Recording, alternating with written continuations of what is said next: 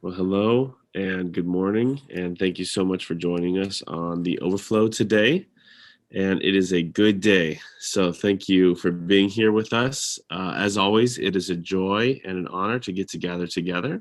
And today we've got the other Pastor Ryan, Pastor Juno, and myself.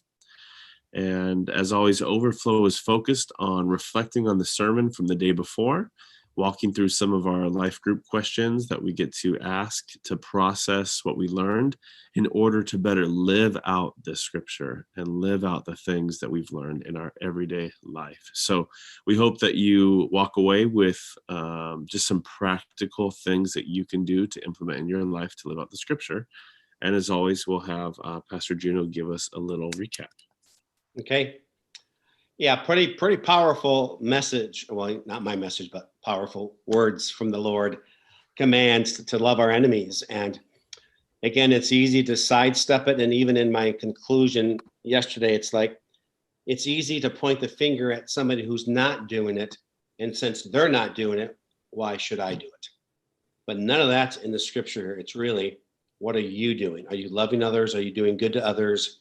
And are you here's the example, are you lending them with expectations of payment? And he keeps going back to, then what good is that? What good is that? What credit is that for you? Over and over and over. And again, the word credit is grace. And so, excuse me, maybe a good way to reframe it for our daily activities is, well, how are you being graceful? How is grace being lived out by you in any of your conversations, not even to your enemies, but to those you love? Are they grace-filled? And so we just talked about that. I reviewed that. And really, I think we're called to a higher calling. And it is natural not to want that. It is natural to logically think, if A did this, then I don't need to, or I'm going to distance myself. And at times that's necessary, but I still think there needs to be forgiveness. And that's an element of loving our neighbor, our enemy, is forgiving them. We may not have lunch with them every day. We may never see them again. But the whole idea of forgiveness could have been a whole nother slant on this, and the idea of loving. And maybe people could have connected with that a little bit more. But, I gave some examples at the end about our getting enough sleep, eating the right way, creating margins in our lives, margins of our time, not to schedule everything, and margins in our spending to leave us and allow us to be generous. And then finally to leave time, a big time of our chunk somewhere. And it could be just, if it's not even weekly, even if it's monthly, because I'm guessing most of the people don't even have a monthly, that we just are there and allow the Lord to speak to us and to work into our hearts and into our lives. And because I know when I'm rested and feeling well fed, not full, but feeling well fed, and I have margin, I can be much more intentional to be graceful to others, even those who cut me off in the Stater Brothers parking lot. And so some other things to add to that. What do we do? What practical ways? Is we need to forgive ourselves. That will help me to set my mindset to really be loving my enemies. I need to forgive others. One practical way is, just reach out to somebody. Again, all these could have been talked about yesterday, but in your life groups, I hope, reach out. There's got to be somebody. And if there isn't, then pray for that. The Lord brings that someone into your life that you can extend mercy, or you could be gracious to.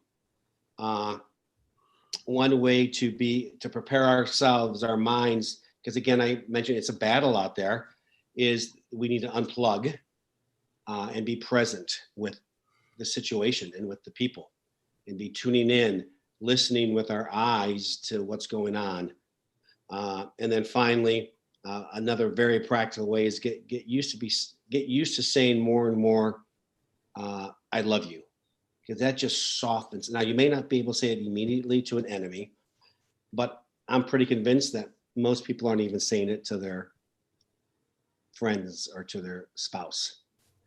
Some people are adverse for whatever reason to use the word love, but I think that helps peel back a layer of hurt or a layer of cynicism, whatever, sarcasm, that too, of anger of ourselves. The more we can actually say that word love and sincerity to people, to our family, and just start with your friends. So anyway, so just some other practical ways that help us to love our enemies is the majority of it is getting ourselves right with God and allowing God to speak through. And I'm just amazed at how it has calmed me down at times and not made me angry towards somebody for what they did. Is not so much it's their action, it's how I respond to it. So that's it in a nutshell. Okay, great. Yeah, thanks for recapping all those things for us. So, you know, a Sometimes I big think portion of this focus was on love your enemy. you're froze. Okay. Look good now? Are we sounding good now? Yes. Better. Okay. So a big portion of this is focused on loving your enemies. And so let's start off by talking about love. How do you love those that love you? How do you express love? Boy, you don't, Bogart, you mind if I speak or you want to go? No, go for it. Okay. You don't want to go back to the classical 5 love languages, but often that's what it is. It really depends. Maybe it's time with somebody. Maybe it is a gift. Maybe it's doing a service for them.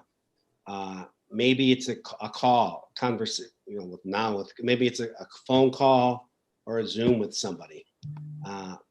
But it really depends on how they're wired, not how I'm wired, but how would they receive love?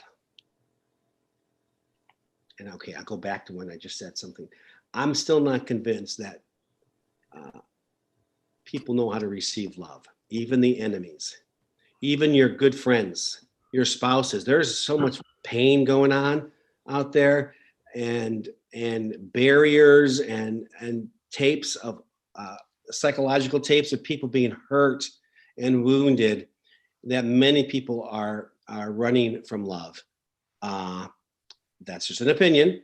And so I think by voicing it, and if you don't like the word love, just say to your neighbor or somebody, well, thanks for helping. I appreciate that. You don't want to throw the L word out there, to everybody and anything, but using the words of affirmation, giving them appropriate words of affirmation.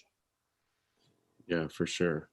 And I just want to give a shout out real quick to Maisha Parks and Freitas for joining us and commenting on that. So thanks for being with us live. I agree with you, Juno. I think a lot of people don't even know how to receive love and can't allow themselves to receive love and to even just acknowledge that they are loved and cared about.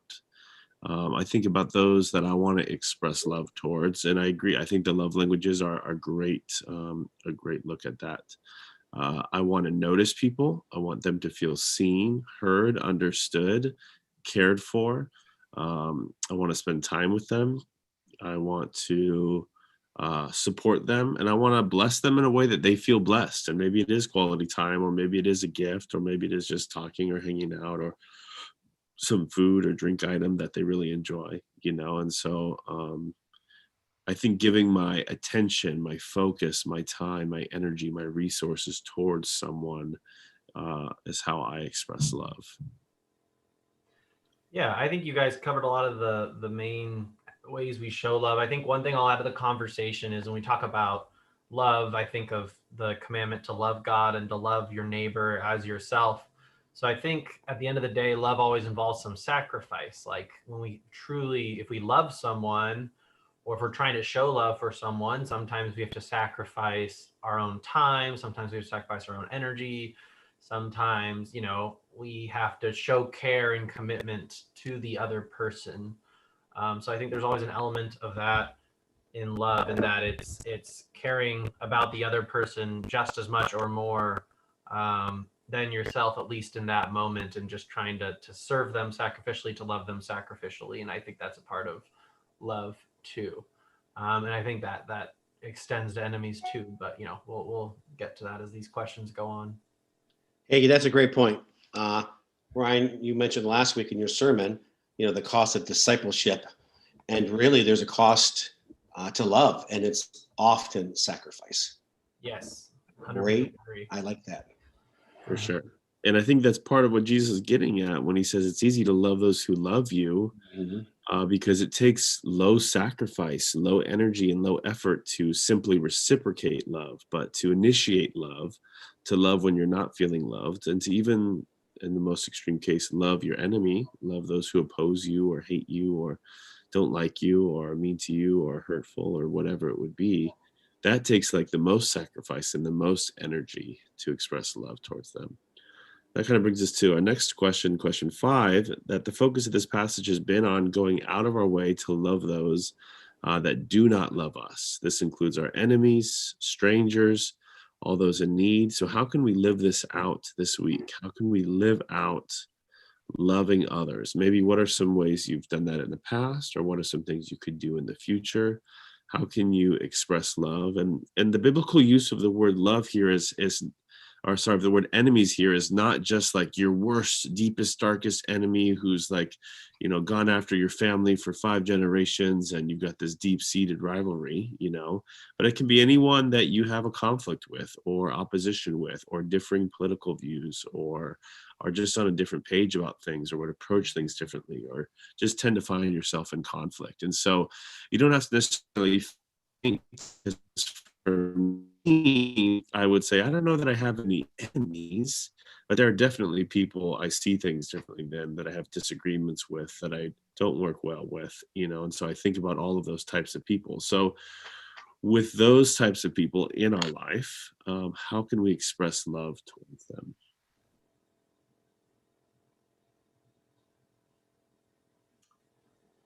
Well, I think I talked about this in my sermon last week, but I think one big area where we as a society need it is, in the area of politics, because politics is so divided. And, we always see people commenting nasty things about the other party and this and that, or, other political supporters on the other side on social media. And I think that's really harmful. And I think social media can often be harmful. And I also know, I think social media in general can be a breeding ground for bad things. Not that social media is bad inherently, but I know that I've seen a lot of high school, college age people, including when I was in high school and college, take their beef to social media and call each other out and say mean things about each other on social media, or say, can you believe this person so and so? So I think one way where we can make sure we're not throwing anger and we're showing love by avoiding that is by not using social media as an instrument of anger, frustration, divisiveness, and not engaging with people negatively on that platform. And when we see people who disagree with us, or we see people who finding ways to engage with them in love, in loving ways that aren't trying to create a political argument, but are just trying to be encouraging, be uplifting, show love through the platform of social media. Because I think you can use social media for good, a lot of good too. So maybe that's a specific place or tool where you can love people you don't know, people you don't feel on the same page with, as Ryan said. Mm-hmm. Yeah, and maybe this is what you're getting at, Ryan, is I would say just have a conversation.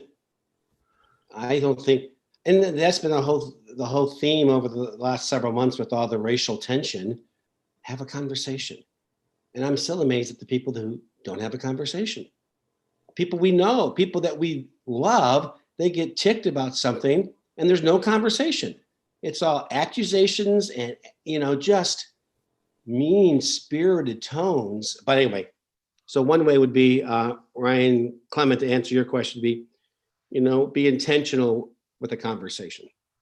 Yeah, I agree. And I think it's shocking to me how many people would prefer to just say, this is what I believe, this is where I stand, this is how I am, just deal with it. And I don't want to hear your side, and I don't agree with your side. I don't even care to listen to your side, or I already know everything you're going to say and you're wrong, and are just so closed off. And I agree that so much of this is relational. It's communication, it's conversation, it's engagement. So much of love has to be expressed in relationship.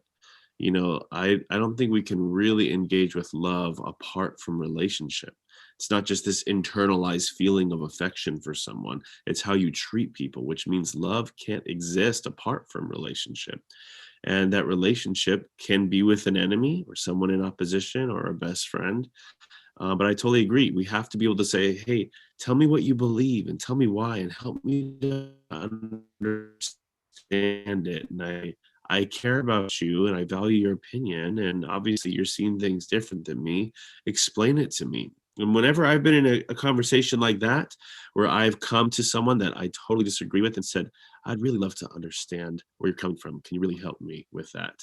Most of the times, it's been a much more of a kind conversation than a lot of people just respond with weapons and just respond with hate and just hardness of heart and of mind and aggression just because. And you can't really foster good communication that way. You can't really foster hope and love and joy and peace and making progress that way. And so, yeah, I totally agree that finding those that we have a hard time getting along with and just really trying to understand where they come from is a big part of compassion and understanding. The second thing I found is gifting. Something that I've tried to do in my life is if there's someone that I have a big conflict with, I try to give a gift or buy a gift for someone just as a way of expressing, I know we've got this conflict and we don't like each other, but I can still find a creative way to express love or care or affection for you. And a lot of times it throws them off like, why are you getting me this? Or what is this for? This is weird. Like, no, we've got issues. Why would you give me a gift? And it kind of throws it off balance a little bit. So I think that's helpful. I think we have to be able to say, we might have some issues over here, but I can still express love this way or that way or care and things like that. So you can buy me lunch today, dude? Yeah. No, just joking. So, I mean, by that logic, Ryan, you owe me at least 8 gifts. No, I'm just kidding. Apparently, I hate everyone. So yeah. Well, we all get those vibes from you. No, I'm just kidding. But one thing I was thinking is, I think, Ryan also talked about how the word enemy in Greek is not just like an enemy, someone you absolutely hate, but like maybe it's just, who are you holding a grudge against right now? Who is someone, even if it's in the church, it's an acquaintance, who's someone you're holding a grudge against? And maybe that's someone you're called to love or to take that extra step to mend that, whether by talking to them directly and addressing it like Juno talked about. Maybe if it's a grudge is mutual, giving them a gift or doing something nice to break the ice like Ryan Clement was talking about. But I think identifying where those grudges are held is a great way of finding out where I need to express love and where I need to mend that, because Jesus does not call us to hold grudges, and Jesus calls us to give up our grudges, against those who we might perceive have wronged us. Because we all fail. I know I've failed, and I'm sure there's been people in the church who've been frustrated with me or maybe held some kind of grudge against me. And, maybe I did something wrong to somewhat deserve it. And I've held grudges and felt frustrated with people. But at the end of the day, we're called to lay those things aside and to show love to one another. And that's all call for all of us as Christians. yeah, exactly. I'm going to go back and emphasize, Clement, what you said even about the word understand, help me to understand. Because I can be just irritated with the situation, but when I phrase it, help me to understand, that opens up the door for the other person to literally help me understand. And then also, what, I've seen it online. I got to look for it. I need a file of favorite videos. But there's a video, I think Wendy's put it out, and it had a panning of their cafeteria, of their restaurant. Somebody showed it, but I wasn't at the church when they showed it. here's a guy, and and the bubble above him was his mom's funeral was yesterday. A lady would be, her husband just walked out on her. Some students, her boyfriend just dumped her. He just lost his job. And so all that to say is, I just think everybody has a story. And I also think sometimes as clergy, us, those in church leadership, people respond to us out of their deep woundedness. And we're just the target of that anger. But going back to help me to understand, hopefully they share with a previous pastor, or I just don't like churches, whatever. So, but to remember, even the people who I don't think know how to drive, everybody has a story. Maybe that car is too big for him or her. Anyway, everybody's got a story. And to help, and I think we as believers need to be, again, more intentional to slow it down, to be able to hear their story. Exactly. And I think, what you're really describing, is the steps it takes to get to compassion. Yeah. It's kind of asking those questions of what has this person maybe gone through for them to get to this point. In one of my classes right now, I'm doing a comparison on Martin Luther King Jr. and Malcolm X and their upbringings and how their upbringings influenced who they became and their political perspectives.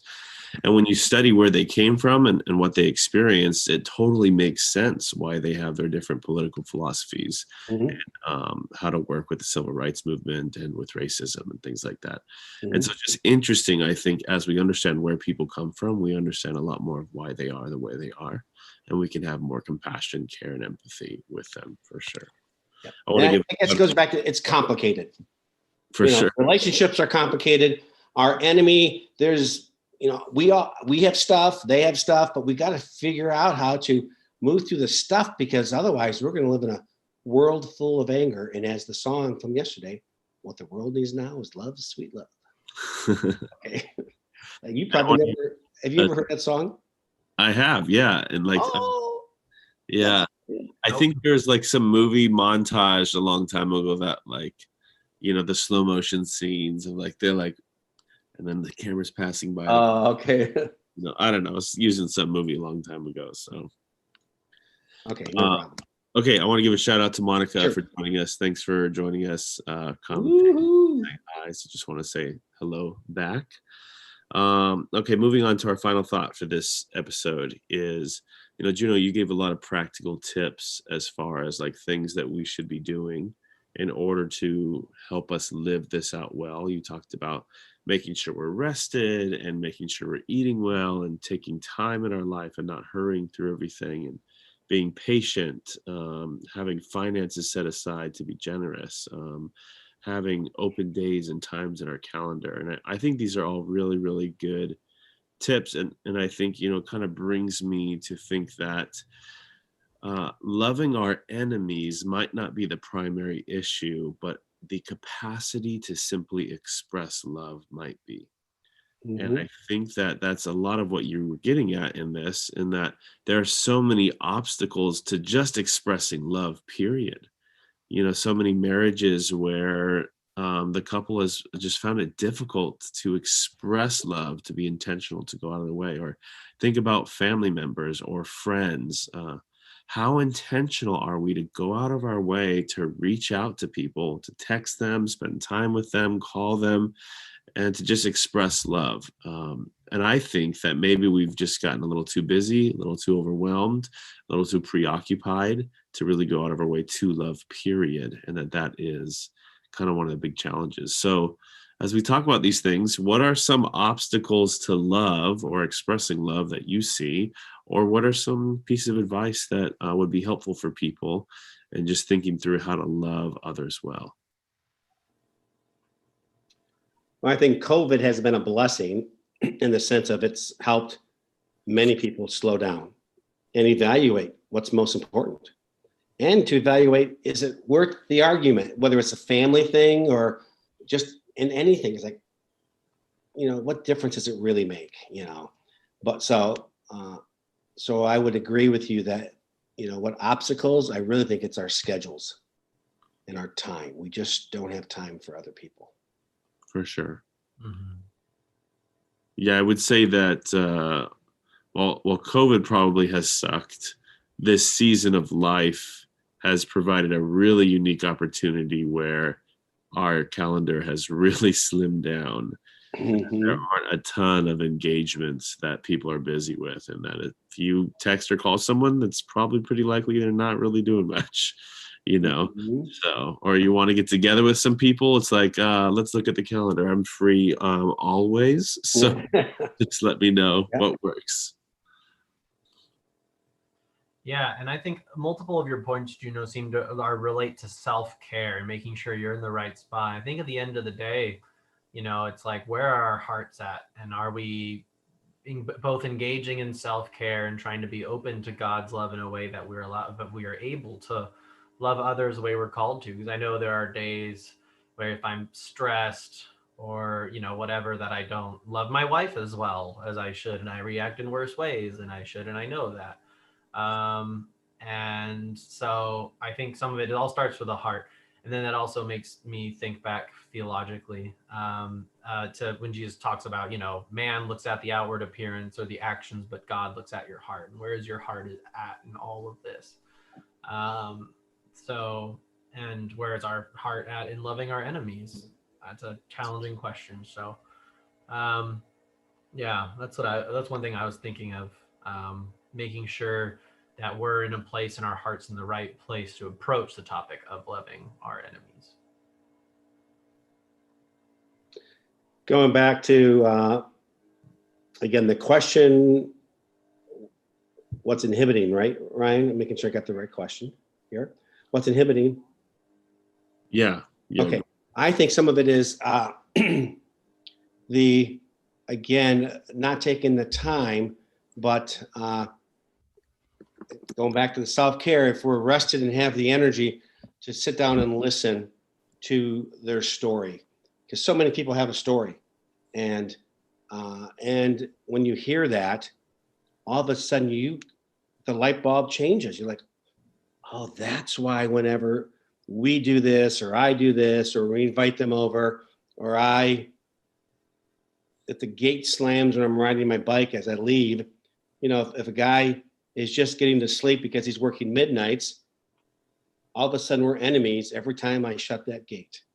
But anyway, so I do think some of it is looking at those differences, or just seeing what's our common ground, boiling it all down. Can we disagree with A, B, C, D, but can we at least agree on this, and then start to build? Because we don't disagree with everything, and so somebody's not a complete loser. You do agree. Hopefully, you can find some base level agreement and move from there. for sure.